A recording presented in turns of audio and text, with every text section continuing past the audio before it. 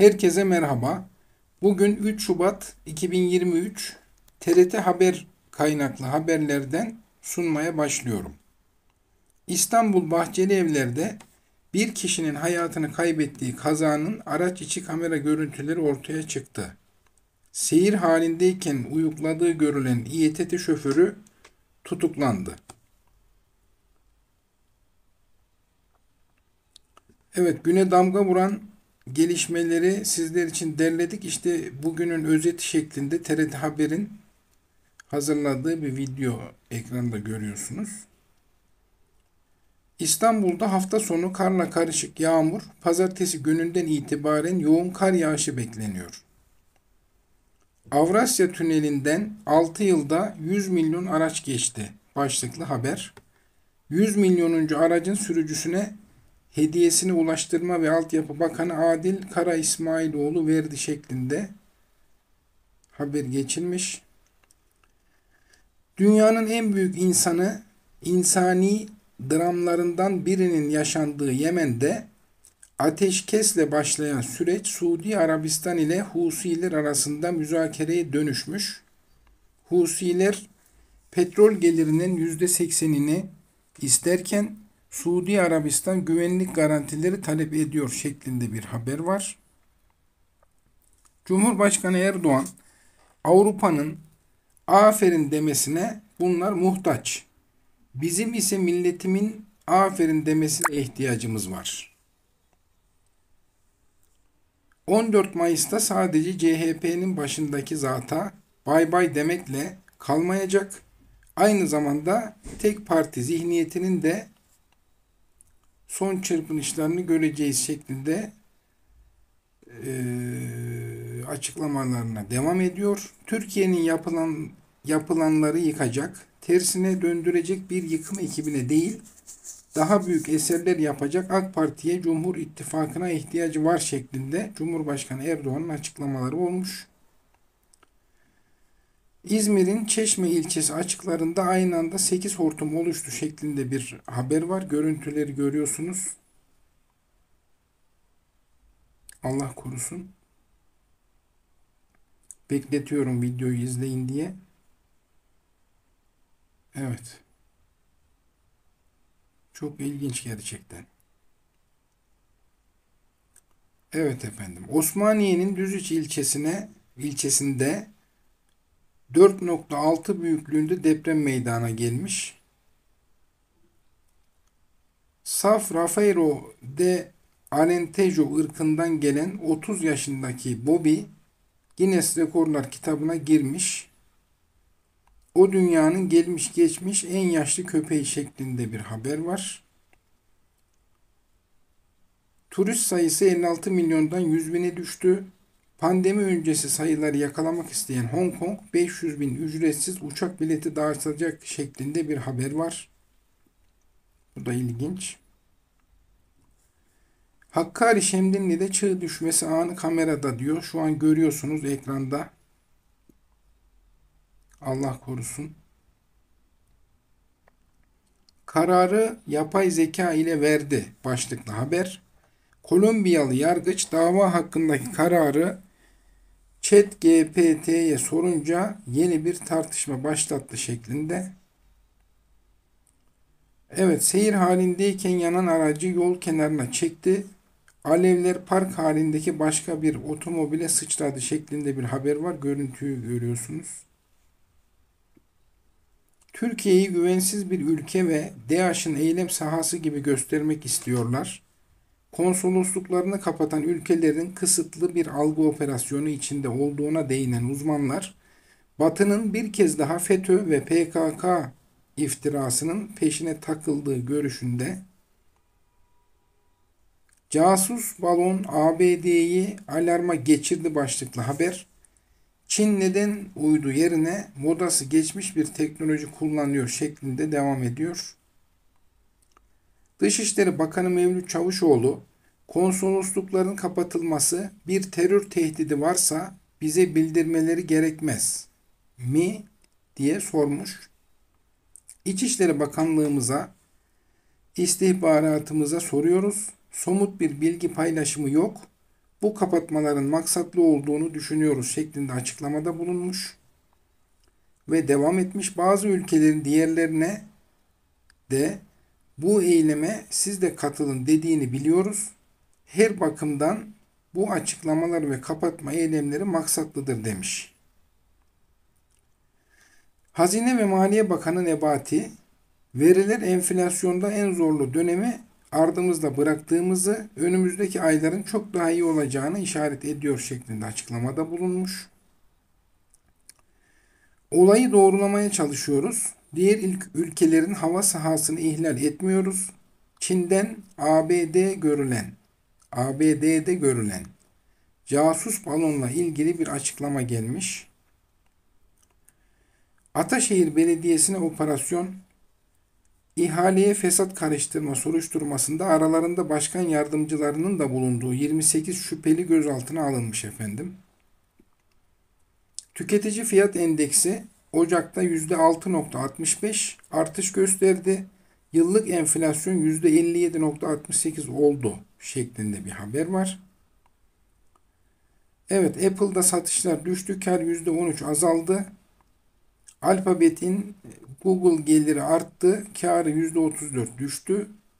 Amazon 2,7 milyar dolar zarar etti şeklinde ABD'li teknoloji devleri bilançolarını açıkladığı haberi var. Anadolu Otoyolu'nda zincirleme kaza, ilk belirlemelere göre 5 kişi yaralandı. İstanbul yönü trafiğe kapandı. İstanbul'a nefes olacak Sultan Korusu ve restorasyon çalışmaları tamamlanan Aydos Kalesi bugün Cumhurbaşkanı Erdoğan'ın katılımıyla açılacakmış efendim. Muhabbet bağına girdim, çile bülbülüm çile, ağla gözlerim ağla ve telli turnamın da aralarında olduğu binden fazla esere imza attı başlıklı haber. Türk musikisi tarihinin en önemli bestecilerinden Saadettin Kaynak 62 yıl önce aramızdan ayrılmış. Allah rahmet etsin. Biberli sandviçler ne zaman geliyor? ABD'de 6 yaşındaki çocuk babasının telefonuyla $1000 yemek siparişi verdi. Siparişleri neden verdiğini soran baba beklenmedik bir soruyla karşılaştı şeklinde ilginç bir haber var. 16 yıldır aranan İtalyan mafyası şüphelisi Edgardo Greco Fransa'da pizza şefliği yaparken yakalanmış efendim. Antalya'da bir kiracı evden çıkmasını isteyen ev sahibine sinirlenip evi yakmış. Kötü bir olay tabi. Kimi kızak ve poşetle kaydı, kimi ise karın keyfini halay çekerek çıkardı. Ankaralılar akşam saatlerinde etkili olan kar ile doyasıya eğlendi haberi var. ABD'de Çin casusu balonu tespit edildi. Pentagon Başkan Biden bilgilendirildi. Askeri seçenek gündeme geldi şeklinde bir haberi var. EYT düzenlemesinin yasalaşması için geri sayım başladı. Peki eksik prim nasıl tamamlanır şeklinde bir haber var. Herhangi bir aslında onu bir açalım isterseniz. Ama bağlantıyı açmak şimdi sıkıntı olmasın vazgeçtim. Detayları merak edenler internetten de araştırabilecekler. TRT'nin sayfalarına bakabilirler. TRT haberleri çünkü güvenilir net bir kaynaktır. Herhangi bir tsunami'den 30.000 kat daha güçlü. Bilim adamları 66 milyon yıl önce bir asteroid tarafından tetiklenen ve dinozorları yok eden tsunami'yi bilgisayar ortamında canlandırdı şeklinde bir çalışma yapılmış haberi var. Nijerya'da hayvanlardan insanlara geçen Lassa ateşi salgını nedeniyle acil durum ilan edilmiş. Her gelen uluslararası heyet bizi Baykar'ın fabrikasına götürün diyor. Başlık bu. Sanayi ve Teknoloji Bakanı Varank, İHA ve SİHA'larımızı satın alabilmek için ülkeler sırada demiş. Türk mühendisleri tarafından geliştirildi başlığındaki haber. TSK envanterine girecek ilk seri üretim yerli ve milli motorun ismi belli oldu. Tuna ismini vermişler efendim. Bu da ülkemiz için gurur verici bir olay. Kopan elektrik kablosu park halindeki araçların önüne düşüp patladı. Görüntünün adresi İstanbul Başakşehir haberi var. Evet, kimisi kızak ve poşetle kaydı, kimisi yürüyüş yaptı. Ankara'da akşam saatlerinde başlayan kar etkisini artırdı şeklinde önceki haberin ilk haberi olarak verilmiş. İkinci kez uzay yürüyüşüne çıkan Uluslararası Uzay İstasyonu'ndaki astronotlar 7 saat süren görevi tamamlamış efendim. Koyunlarımızı yazın merada, kışında karın üzerinde besliyoruz. Vanlı besicilerin kış mesaisi şeklinde bir haber var. Evet, son dakika diye geçilmiş. EYT düzenlemesi Plan ve Bütçe Komisyonu'nda kabul edilmiş. Kanun teklifi 7 Şubat Salı günü Türkiye Büyük Millet Meclisi Genel Kurulu'nda ele alınacakmış. İnşallah bir an önce çıksın. Eksiği olanlar tamamlasın. Emeklilik keyfine ulaşsınlar efendim sağlıkla. Sarı lacivertliler zirve yarışında yara aldı. Süper Lig'in 22. haftasında Adana Demirspor Fenerbahçe maçı 1-1 sona ermiş. Evet, 50D statüsüyle çalışan sözleşmeli personel gerekli şartları taşıması halinde kadroya geçebilecek. MİT bünyesinde Milli İstihbarat Akademisi kurulacak. YÖK teklifi mecliste kabul edildi şeklinde haberler var. Bu 50D statüsüyle çalışan sözleşmeli personelin kadroya geçmesinin yanında ücretli öğretmenlerin de sözleşmeye ya da kadroya geçmesiyle alakalı bir beklenti var. Buradan ben de bunu dile getireyim. Cumhuriyet tarihinin en geniş katılımlı kış tatbikatı 2023'ün fiili bölümü tamamlandı. Tatbikatta bazı yerli üretim silah ve sistemler ilk kez kullanıldı. Hedefler tam isabet vuruldu başlığı ile bu haber verilmiş. İETT otobüsü minibüse çarparak durabildi. Bahçelievler'deki kaza anı kamerada şeklinde üzücü haberi tekrar söyledik. 9 büyükelçinin dışişlerine çağrılması, diplomatik kaynaklar, konsolosluk kapatmak terör gündemine hizmet eder. Konuya ilişkin tepkimiz aktarılmış. 2 Şubat'ın öne çıkan gelişmeleri saat 20'de TRT Haber ana haber bülteninde diye TRT Haber'in kendi bildirisi var. İstanbul'da İETT otobüsü durak önünde minibüse çarptı. Olay yerinden ilk görüntüler verilmiş. Telefondaki banka uygulaması kopyalandı. Adına 100.000 TL'lik kredi çekildi. Tüketici mahkemesi dolandırıcılar tarafından bir müşteri adına çekilen krediden bankayı sorumlu tutmuşlar efendim.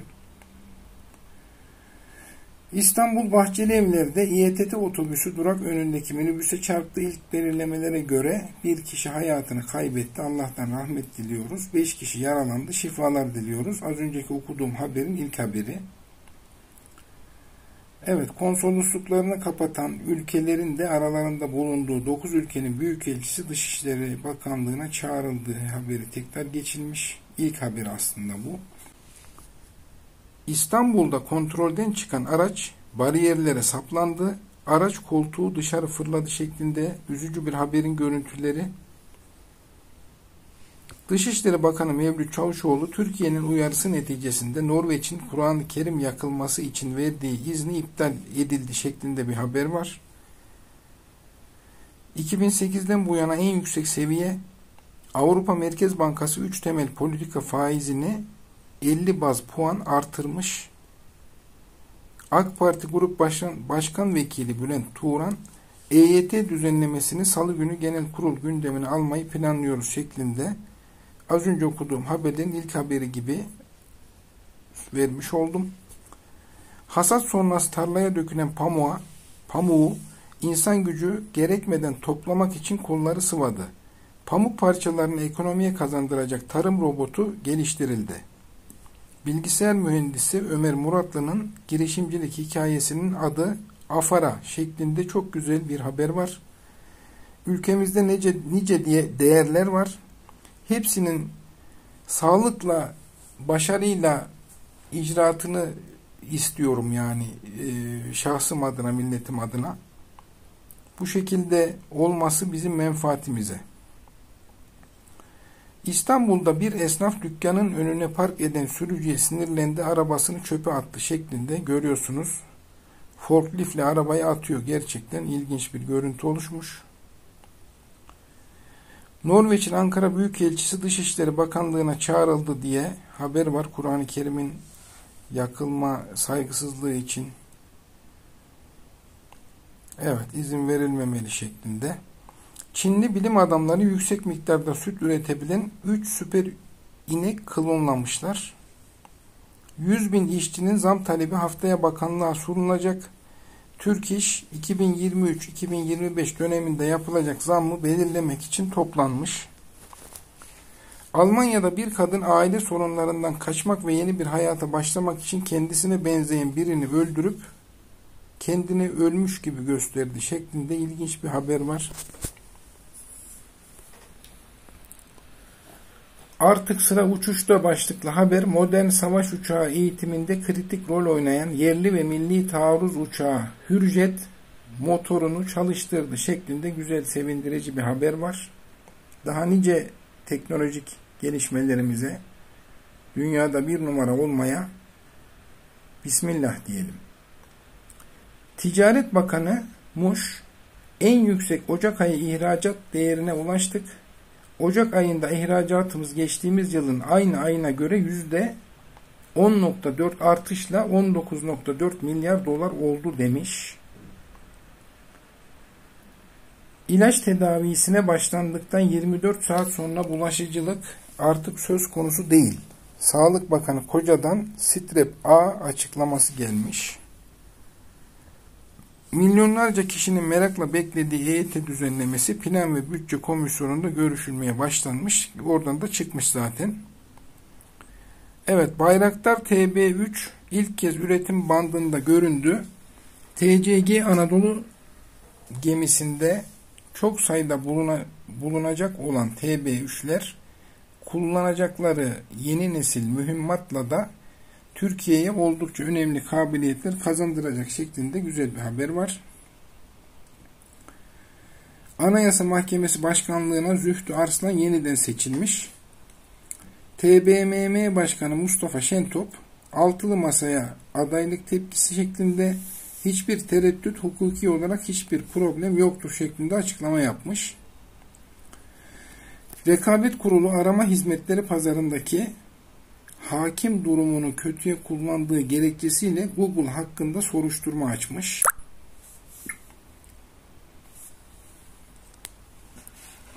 İçişleri Bakanı Süleyman Soylu, konsoloslukların kapatılması Türkiye'ye karşı psikolojik harp yürütülmektedir şeklinde açıklama yapmış. İsrail'den Brüksel'e giden uçağa binmek isteyen çift, bileti olmadığı için uçağa alınmayan bebeklerini havaalanında bırakmış şeklinde bir haber var. Bingöl'de kar ve tipi nedeniyle yolcu otobüsü devrilmiş, 12 kişi yaralanmış. Acil şifalar dileyelim. Evet, son geçişini mamutlar görmüştü şeklindeki başlıktaki haberin devamı da ilginç. Güneş sisteminin ilk aşamalarında oluşan yeşil kuyruklu yıldız 50.000 yıl sonra ilk kez dünyaya en yakın konumunda diyor. Evet. Bunlar 2 Şubat haberleri. Ben tekrar başa dönmek istiyorum. 16 yıllık sıfır telefon başlıklı haberde 2007'den kalma kutusu açılmamış iPhone açık artırma ile satışa çıkıyor. Telefonun 50.000 dolara alıcı bulması bekleniyor şeklinde bir haber olmuş. Evet, bugün 3 Şubat 2023. Videoma burada son veriyorum. Hayırlı, mutlu günler diliyorum. Hoşça kalın.